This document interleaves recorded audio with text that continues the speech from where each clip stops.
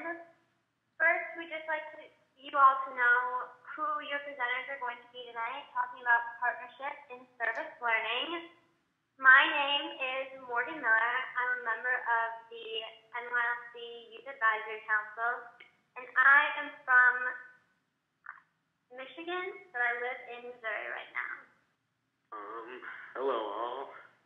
I'm Jerome Defoe, also a part of the Youth Advisory Council, and I'm from Cloquet, Minnesota.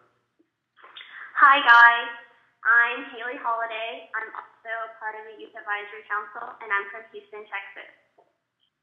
Hey guys, my name is Chris Brown. I'm also part of the Youth Advisory Council, and I'm from Lincoln, North Carolina.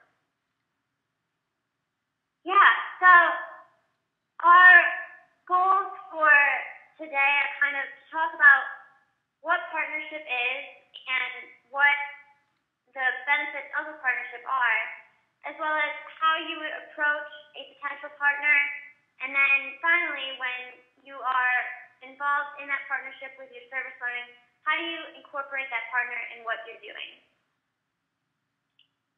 So, we're going to go and say, what exactly is partnership? Well, a partnership is an arrangement where parties agree to cooperate to advance their mutual interests. This is a pretty basic definition where a partnership is two people with like-minded views coming together for a common goal. A partnership is about both people benefiting. So we're going to explain how you personally would benefit from a partnership. You benefiting from a partnership would be, you would have more opportunities, resources, and support available for your project. You would connect with like-minded people who share the same goals and values as yourself, and you would spread the word of your project quicker and gain more supportive followers. How your partners would benefit? Well, they benefit with their business would be promoted. They would also connect with like-minded people, and they'd be able to use resources to impact others. So now I'm going to hand it over to Jerome. Thanks, Haley. Qualities that make a sound partner. Similar interests. In a partner, you need to have similar interests. It would be better if you both have the same mindset. If you both get along, it'll be even better so you don't clash, and much more will get accomplished. And the next slide is common goals.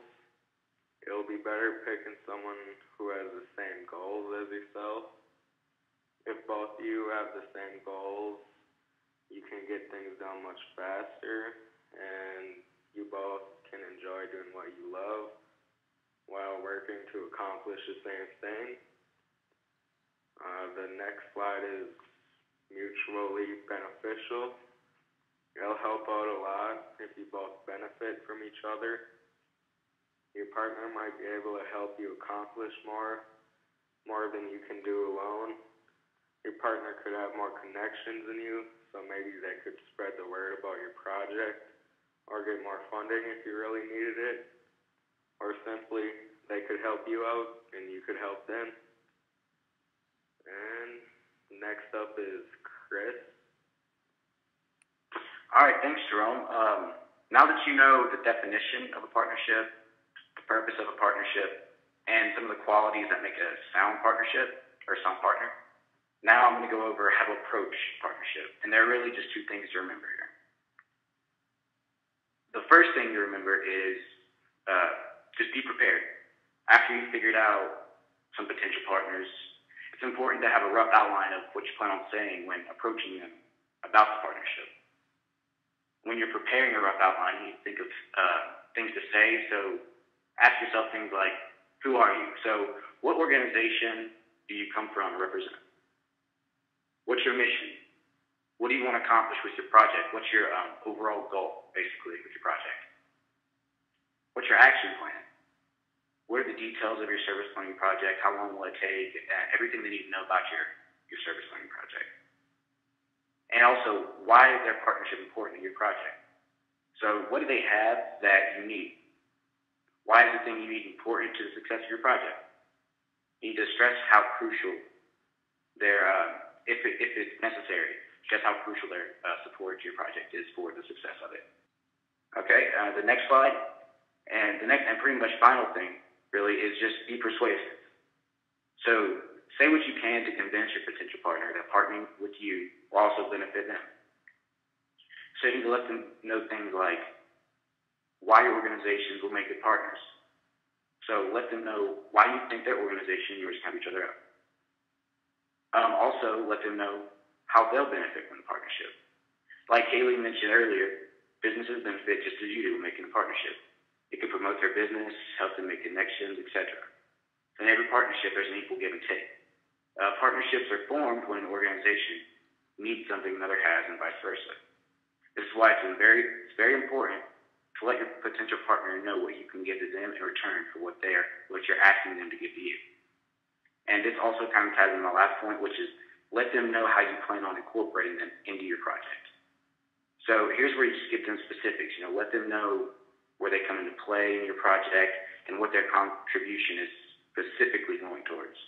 Make sure there's no open ends, and just let them know what they're giving to you. Let them know what it's going towards and what it's going to be doing. So, and the last thing, really, just remember that the worst thing they can say is no. So don't hold back and just go out there and ask as many people as you can. Because if you're well prepared, persuasive, and articulate when you're approaching potential partners, there's a high likelihood they'll accept your proposal, especially if you can convince them that they need you as much as you need them. And if they don't, there's still numerous other potential partners out there that are just as good, if not better. And next, we're going to have Morgan, who will be talking about incorporating partners. Thanks, Chris. Yeah, so just like Chris just mentioned, it's really important to not only form that partnership with support, but also to incorporate them in what you're doing. And incorporating a partner might look like, I know material items, things like, I just incorporate them by writing their name on a t-shirt along with my name. And that doesn't seem like much, but just getting the word out there about your own project and also getting the word out there about their business or their organization, whatever it may be, is a great thing to have, whether it be for getting more followers for you or more followers for them or sharing followers. That's a really great thing. Another great reason to incorporate partners and another way to do that is by promoting each other. And in a partnership, if you're promoting what they are doing and if they are promoting what you are doing and you are promoting what they are doing, you're both working towards the same common goal, which is one of the essential things that we have previously talked about when incorporating a partnership. The last thing is celebrate. At the end of the year, or at the end of the project, when it's all said and done and you finally accomplished your goal, take a moment and whether it's sit down at a banquet or have a picnic or just bake a cake and invite those partners to celebrate what you've accomplished together. That's a great way to let your partner know that you're thanking them for all that they've done for you. And it's a great way for your partner to also thank you, because at the end of the day, you're both working hand in hand to accomplish something together. Some examples that I'd like to share with you. First is, I'm originally from Michigan, and I was on the Ionia County Youth Advisory Council, where we were heavily involved with specifically teen driver safety. And we did a lot through Project Ignition, which is already State Farm supported. But State Farm had a local branch right in our town, so we did a lot pairing with State Farm, which is a really great thing because, one, State Farm was very generous in allowing funding so that we could buy keychains to put in people's cars so that they'd see it right when they drove to know about teen driver safety, or air fresheners so that we could promote teen driver safety. And on these things was not only slogans like Drive to Stay Alive for teen driver safety, but also our name, the Ionia Youth Advisory Council, and also State Farm, which is really great because our Youth Advisory Council is being associated with teen driver safety, and also State Farm is not only getting their name out there and being recognized, but also they are an insurance company that is being associated now with teen driver safety, which is very beneficial on both sides. Another example that I have is the Social Justice Academy in Chicago, Illinois. The Social Justice Academy in Chicago has a program that really wanted to focus on youth leadership development, and one of the things that they noticed in their area that they wanted to target was housing.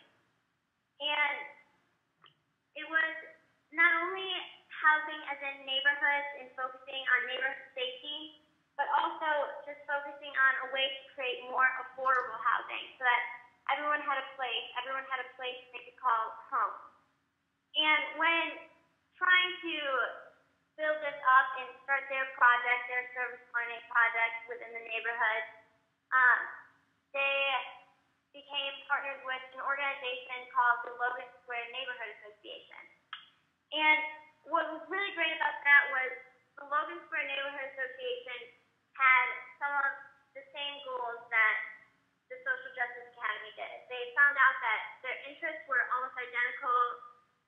They were both working towards creating a more friendly neighborhood environment, a place where housing could be more affordable, where every person could call a place a home. And that's one of the things that we focus on, is in a partnership you want those similar goals so that you are both reaching towards the same thing and you can be more able to reach that goal together. And a great quote from one of the members of the Logan Square Neighborhood Association was that it feels like we are completely melded together. Kind of some things that we've just covered are what exactly partnership is and the purpose of why we have that. And we talked about how you would build up that partnership, how to approach a partner, and what you're going to want to look for in that partner. And we've also kind of discussed how you would utilize that partner in your service learning and in your projects that you're trying to complete. All right, then if you guys don't have any questions now, but maybe you think of some later, or you're just looking to get a better idea of service learning and some other projects and the other aspects of service learning, we have some really great tools for you guys to use. One is the GSN, and the GSN is the Generator School Network. This is a recently developed program that is a web of lots of people, lots of organizations that are talking all about their projects, what they're doing. They're posting discussions. It's like a Facebook, but 10 times better because it's all targeted towards service learning. That's one really great resource that would be awesome for you guys to use. Another resource that you could use is the List. And the List is a website through NYLC that focuses on the best practices for service learning. And specifically targeting partnerships, there's a tab there where you can click and there are many articles. There is a definition of what NYLC sees as partnerships and some of the things that they feel are necessary to acquire in a partnership, and that is all on the List. Also on the List, you can find out more about the Chicago group that is looking at housing and partnering with that. That is all on there.